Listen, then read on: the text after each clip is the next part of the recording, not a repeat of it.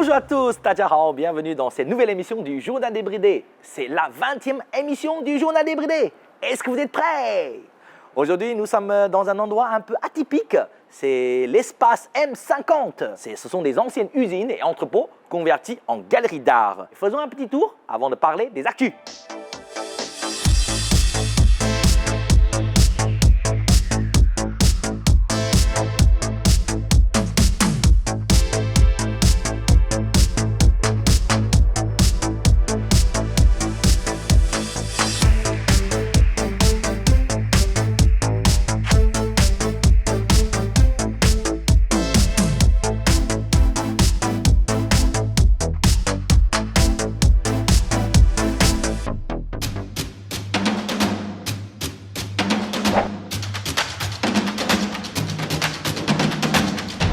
Nous commençons avec des actus insolites et incroyables sur la Chine. Cette année pour Halloween, le costume le plus populaire, c'est la fameuse tenue verte de Squid Game.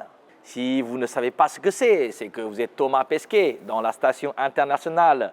Ici aussi en Chine, la série coréenne a connu beaucoup de succès. Et juste avant Halloween, un petit malin s'est mis à vendre des biscuits Squid Game qui ressemblent à ceux de la série. Forcément, ça a fait le buzz. Et pour 15 yuan, 2 €, vous pourrez repartir avec un biscuit en forme d'étoile, de cercle ou de triangle. Attention, cependant, à ne pas trop vous prendre au jeu dangereux. Agriculture à présent. Savez-vous planter les choux? À Shenzhen, dans le sud de la Chine, on va planter les légumes à la verticale. Un nouveau concept d'immeuble utilise les principes de l'hydroponie pour y construire une ferme verticale sur un immeuble de 51 étages. Une ferme meuble en quelque sorte. La tour Tianmu permettra donc aux consommateurs d'aller acheter des légumes qui poussent à l'extérieur du supermarché ou market. Ça, c'est de l'agriculture locale. On revient à Shanghai pour une innovation incroyable. Vous avez toujours rêvé de sortir d'un magasin sans payer. Avouez, c'est désormais presque possible grâce à l'intelligence artificielle. Un magasin entièrement automatisé a ouvert à la piscine du Shanghai Oriental Sports Center. La nouveauté, pas besoin de faire la queue pour payer à une borne. Il suffit de scanner un QR code en entrant, de sortir avec les produits que vous souhaitez et une facture vous sera automatiquement envoyée. Pour les sportifs pressés, plus besoin de se glisser entre deux files d'attente à la caisse pour aller plus vite. Nos aînés ont du talent. Brigitte Bardot chantait « Je ne reconnais plus personne en Harley Davidson ». Ça a dû inspirer Wang Longxiang, 64 ans, originaire de Shanghai. Il vient de terminer un trail de 13 000 km à travers 7 provinces. Et son amour pour les belles carrosseries ne date pas d'hier, puisqu'en 2002, il est devenu le premier homme à traverser le désert du Taklysmaken et Lop Nur en moto. Il figure depuis au Guinness des records. Je comprends sa démarche, parce que le Lop Nur est un ancien lac salé. Cela donne des paysages magnifiques. Pas un journal débridé sans un nouveau robot. C'est notre devise. Et cette fois-ci, ils font de l'opéra. Une représentation de robots a eu lieu dans la ville de Taizhou, dans le Jiangsu. Ils ont repris une célèbre pièce, la combattante Mu Guiying. C'est l'histoire d'une veuve qui dirige une armée pendant une bataille. Le spectacle est impressionnant de réalisme.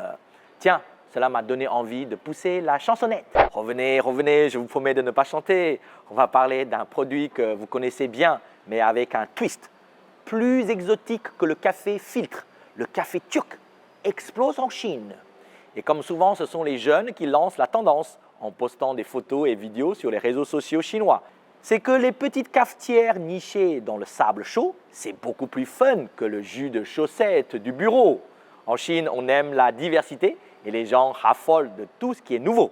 Et pour finir, du spectacle. En France, il y a le film 3 hommes et un couffin. Ici, on a 3 hommes et un canal.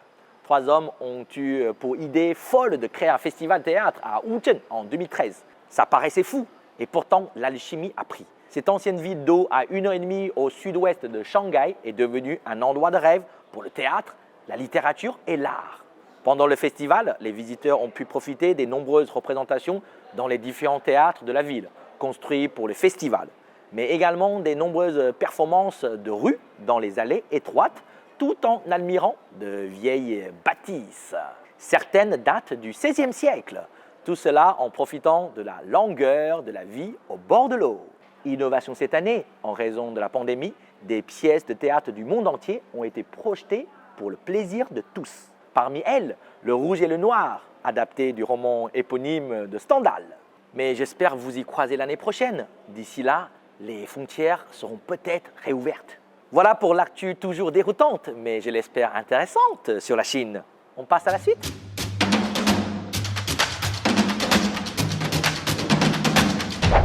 Kuai, rapide, shou, main. Kuai shou, les mains rapides. Jamais entendu parler de ce nom?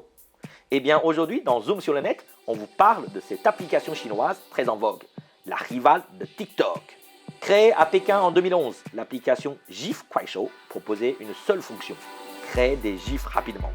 Les GIFs, vous voyez ces images animées? 2 ans après, elle s'est transformée en une application de partage de vidéos courtes et s'est rebaptisée Kuaishou tout court. Son fondateur, Su Hua, un expert en algorithmes d'intelligence artificielle, a travaillé comme ingénieur chez Google puis Baidu. Il avait créé 33 startups avant de lancer Kuaishou. L'application a levé 5,5 milliards de dollars lors de son introduction à la bourse de Hong Kong le 4 février dernier. Presque inconnu hors de Chine, Kuaishou, avec ses 264 millions d'utilisateurs, ressemble beaucoup à TikTok. Mais sa stratégie lui permet de se distinguer de son concurrent. Contrairement à TikTok, qui cible un public urbain et branché, Kuaishou s'adresse principalement aux populations rurales et aux travailleurs migrants, qui l'utilisent pour visualiser des vidéos comiques ou diffuser en direct les moments de leur vie quotidienne. Ils se servent également de l'application pour vendre en ligne. Plus de 80% des utilisateurs de Kuaishou viennent des villes chinoises de 2e et 3e rang, Xiamen, Zhuhai, Guilin par exemple, et des zones reculées. Ayant grandi dans un village rural, Su Hua défend la répartition équitable des ressources sociales. Même le contenu publié par des utilisateurs sans aucun fan peut être vu par un certain nombre de personnes. Kuaishou met ainsi en avant la voix des gens ordinaires et leur quotidien. Les stars sur Kuaishou sont souvent des propriétaires de petites entreprises ou d'usines, dont le contenu est principalement lié à leurs produits et à leur quotidien. Par conséquent, ce type de contenu permet de gagner plus facilement la confiance du public et de se convertir ainsi en vente. D'ailleurs, Kuaishou regorge de vedettes atypiques, que ce soit des ramasseurs de champignons dans les villages ou des ingénieurs amateurs qui inventent des choses inutiles. Une autre spécificité de Kuaishou est de proposer des activités en live streaming avec un grand nombre de fonctionnalités. Par exemple, via Kuaishou, vous pouvez participer à un karaoké local dans des salons de discussion ou chat personnalisés. Grâce à ce type d'innovation, Kuaishou se démarque des autres applications de vidéos courtes et devient un réseau social fort et solide. Alors Kuaishou est-elle la grande rivale de TikTok? Pas encore, mais elle reflète bien l'identité chinoise. Le monde du digital est tellement vaste qu'il y a de la place pour tout le monde. Et personnellement, j'aime beaucoup cette diversité.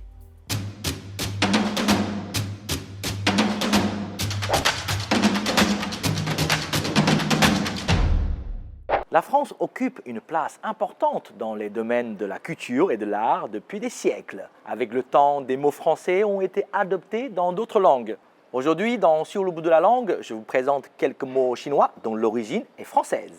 Je suis certain que pour vous, ça ne va pas être trop difficile. Tout d'abord, parlons du vocabulaire de la gastronomie. Le premier mot, c'est xiangbing, le champagne. Il fait partie des symboles qui font la renommée et le charme de la France. Xiang, arôme, saveur. Ping, une variété de pommes. Dit comme ça, on pourrait croire que Xiangbing correspond au cidre. En fait, on a fait un petit détour chez les anglophones. C'est pour ça que Xiangbing en chinois ressemble à la prononciation anglaise champagne. Mais le mot reste quand même français. Savez-vous comment on dit croissant en chinois? Beaucoup de Chinois le connaissent sous le nom de Yangjiao Mianbao. Yangjiao, les cornes de la chèvre. Mianbao, le pain. C'est logique, un pain en forme de corne de chèvre. Mais il y a aussi une façon plus poétique de dire croissant en chinois. C'est ke song. Bien sûr, il s'agit de la traduction phonétique. Ke, ici, ça vient de kekou, délicieux. Song, louange. C'est délicieux et élogieux. Moi, je préfère ke song à Yangjiao Mianbao. On continue avec les mets français si savoureux, avec parfait, traduction phonétique du parfait. Le dessert glacé à base de crème. Les deux caractères pa et fait sont souvent utilisés soit pour décrire des herbes aromatisées, soit pour l'odeur parfumée des fleurs. Alors, c'est parfait pour un nom de dessert. Si je vous dis chou foulé, avez-vous deviné de quel mot français il s'agit? Eh oui, c'est le soufflé. Chou, confortable. Fou, hibiscus, une sorte d'arbre. Lait, bouton à fleurs. Chou-fou se prononce comme chou-fou, confortable. Donc, chou foulé, le soufflé ressemble à un bouton de fleurs prêt à éclore. Jolie image, non? Si on ne prend pas de parfait lait de chou foulé, qu'est-ce que ça donne? Pas lait. C'est un autre dessert. Mais non, c'est le ballet de danse classique. Dans ce cas, c'est une traduction purement phonétique. Un autre exemple de mélange, si on prend xiang de xiangping et song de cresson, ça donne xiangsong. Qu'est-ce que c'est? Un croissant aromatisé? Encore non, c'est la traduction du mot chanson. Et la chanson française la plus connue des Chinois, c'est La vie en rose. Allez, un autre. Chat long, chat sable, long, dragon. Chat long, le dragon en sable? Qu'est-ce que c'est? C'est la traduction phonétique du mot salon, mais pas dans son sens classique, pièce servant à recevoir les visiteurs dans un appartement. Dans ce cas-là, on dit keting. Salon en chinois prend le sens de cercle privé et mondain. Par exemple, en chinois, salon littéraire se dit wenxue salon. Si je vous dis en chinois meng tai qi, vous pensez à quel mot français? Eh oui, c'est montage. Meng, flou. Tai, trop. Qi, bizarre ou étrange. Donc, meng tai qi en chinois, c'est bien une façon imagée d'expliquer le montage d'un film. Un petit côté flou artistique, typiquement français, n'est-ce pas? Allez, un dernier mot pour la route. An ke. An, c'est la paix. Que, ici, ce n'est pas délicieux. Ça vient plutôt de kei, pouvoir, qu'on utilise pour confirmer quelque chose. Le mot an ke est populaire depuis le début du 21e siècle. Et d'ailleurs, je dois vous avouer que j'ai appris ce mot que récemment. An ke est le mot que les fans hurlent pour faire revenir le chanteur à la fin d'un concert. Voilà, vous avez deviné, ça correspond au mot encore, encore.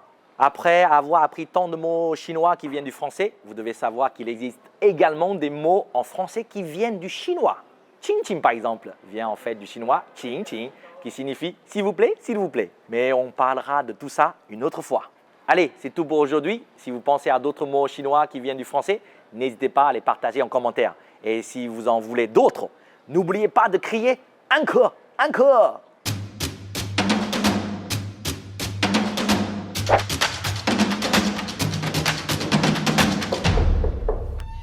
Salut Marie. Salut Lisong. Comment Ouais, vas-tu? Bien et toi? Vas-y, entre. Merci. Je m'appelle Marie Chavanon, j'ai 42 ans, je suis née à Angers et j'ai grandi en Bretagne. Je suis maintenant en Chine depuis 13 ans et je travaille maintenant chez Sanofi en tant que responsable innovation et transformation. Les châteaux de la Loire ou les villages d'eau du Zhejiang? Alors, les châteaux de la Loire, je les ai beaucoup faits dans mon enfance. J'aime beaucoup Chambord, mais c'est vrai que j'aime beaucoup les villages d'eau du Zhejiang. Notamment, je recommande Zhouzhuang, qui est pas très loin. Si je devais choisir, je pense que j'irais quand même pour les villages d'eau du Zhejiang. Une pièce de théâtre française ou les ombres chinoises? J'ai fait beaucoup de théâtre depuis que je suis adolescente et je fais partie de la troupe de théâtre francophone à Shanghai. Donc le théâtre, j'aime beaucoup et je pense que je continuerai toujours à en faire. Les ombres chinoises, maintenant qu'on en parle, je me rappelle que j'aimais jouer avec quand j'étais enfant. Et c'est vrai que ça a un côté mystérieux, ça a un côté, on ne sait pas trop ce qui est derrière et c'est un peu comme la Chine en fait. Les habitats troglodytes d'Anjou ou ceux de la province Shanxi? Les habitats troglodytes d'Anjou, quand on grandit en Anjou, c'est aussi la sortie scolaire traditionnelle et c'est assez impressionnant. Et j'ai été très surprise quand je suis arrivée en Chine et que j'ai découvert qu'en effet dans le Shanxi, il y a aussi des maisons troglodytes. Donc je recommande à toute personne qui n'y est jamais allée, qui n'a jamais vu de maison troglodyte, allez-y. Le cidre ou la liqueur d'osmanthus, Gui Hua Jiu? La liqueur d'osmanthus, j'ai découvert ça à Shanghai. C'est parfumé, ça a l'odeur de l'osmanthus qui parfume l'intégralité de la ville de Shanghai au printemps et à l'automne. Et c'est absolument délicieux. Tiens, pour continuer notre discussion, je te propose qu'on fasse un petit tour du quartier parce que tu vas voir, ça a beaucoup changé. D'accord, très bien. Ok. Tiens, puisqu'on y passe, je Ouais. te montre, c'est ici que j'ai emménagé quand je suis arrivée à Shanghai. D'accord. Donc Xingfu Lu, Ouais. la rue du bonheur. Et en fait, Xingfu Lu, c'est aussi Xingfuzun. Oui. Tout ce quartier s'appelle le village du bonheur. Ouais. Donc si tu demandes à un chauffeur de taxi de t'amener ici, c'est pas la peine de lui donner le nom de la rue, tu lui dis juste Xingfuzun, un chauffeur shanghaïen saura où c'est. Donc tu vois, ici c'est complètement nouveau. Ouais. Tout cet endroit s'est créé il y a quelques années. Avant c'était des petits buildings résidentiels, ils ont tout cassé. Et si tu veux, on peut s'asseoir. Bon Marie, raconte-nous un petit peu ton histoire avec la Chine. Eh bien, tout a commencé parce que mon père travaillait avec l'Asie en fait. Il travaillait avec l'Inde, la Thaïlande, le Népal. Donc j'ai grandi en me disant je veux vivre en Asie. Oui. Je savais que je voulais venir en Asie. Et donc du coup, quand j'ai choisi les écoles de commerce, quand j'ai passé les concours d'école de commerce, il y avait l'école de commerce de Nantes, Audencia, qui proposait un programme Asie Management. Et donc du coup, dans le cadre du programme Asie Management, on pouvait choisir une langue, le japonais ou le chinois. On parle 1999, à l'époque il y avait peut-être une vingtaine d'étudiants qui choisissaient le japonais et il y avait 5 personnes qui s'étaient enregistrées pour le chinois. Et moi j'ai pris la carte du monde et je me suis dit alors, le nombre d'écoles de commerce multiplié par le nombre d'étudiants qui choisissaient le japonais, comparé à la taille du Japon, et j'ai comparé avec la Chine, je me suis dit bon, la Chine il me semble que ça va être moins compétitif. Donc j'ai commencé à apprendre le chinois et je suis tombée amoureuse dès mes premiers cours de chinois. En parlant de l'apprentissage de la langue chinoise, je voulais savoir quelle est ton expression chinoise favorite? Se hai wei jia. Alors, les 4 océans deviennent la maison. Oui. Hein.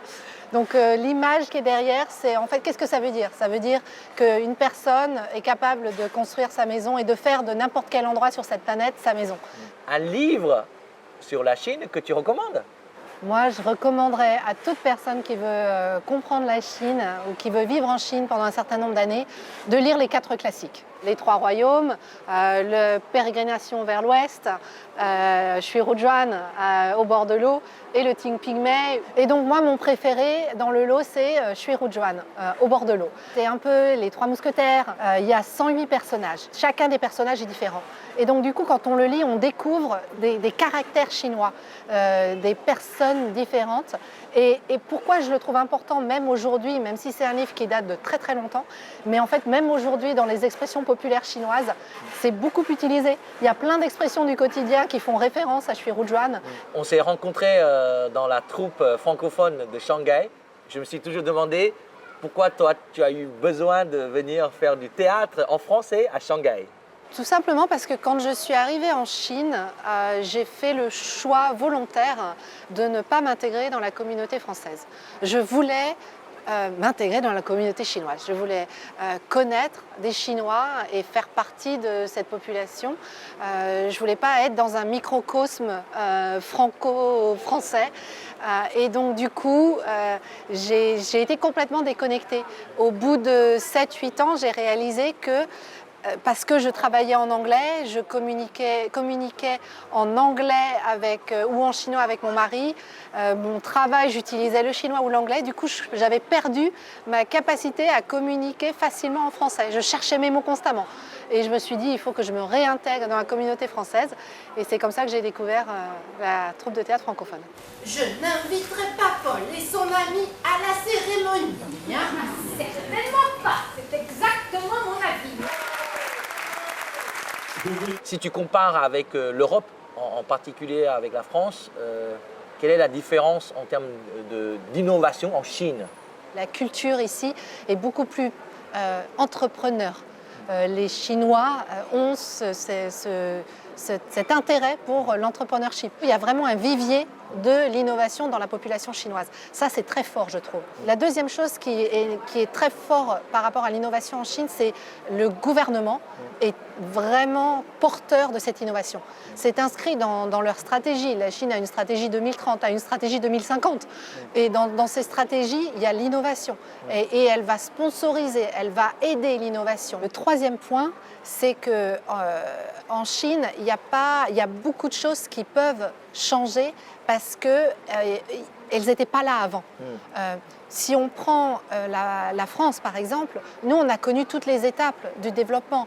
On a eu les vieux téléphones, les ordinateurs, les gros ordinateurs, et après le téléphone mobile. Ici, en Chine, on a des gens qui sont passés directement au téléphone portable. Ils ne sont pas passés par les étapes intermédiaires. Donc, c'est plus facile de changer en Chine par rapport à ça. Cette infrastructure qui est moins stricte, moins forte et qui a le potentiel de changer. Je vais rajouter un quatrième point, en fait. Il y a aussi le cash, la disponibilité de cash en Chine qui est très importante. La Chine attire énormément d'investissements étrangers, de venture capitalistes en Chine, notamment dans la santé. Et donc du coup, il y a cet investissement qui est disponible, ce cash qui est là et qui aide énormément à promouvoir et à subventionner un grand nombre de startups. Au final, est-ce que tu te vois encore longtemps en Chine, toute ta vie? Je ne sais pas. J'aime beaucoup être ici. Mais d'une certaine manière, je trouve que Shanghai devient trop confortable. Oui. Il y a un petit côté aventurier qu'il y avait encore il y a quelques années. Aujourd'hui, c'est tellement facile la vie ici.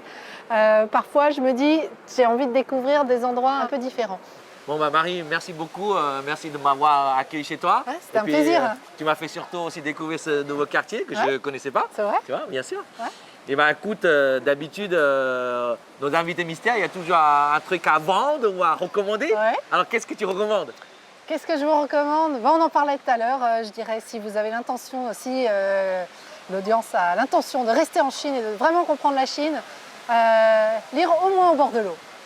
D'accord, Ouais, très bien. un très bon livre. Ok, sur ce, je te laisse. Allez, à bientôt. À bientôt. Ciao. Ciao. Voilà, c'est déjà la fin de cette émission. J'espère que ça vous a plu. N'hésitez pas à suivre le journal débridé et partager notre journal. Et je vous donne rendez-vous dans un mois pour une nouvelle émission. Allez, à bientôt.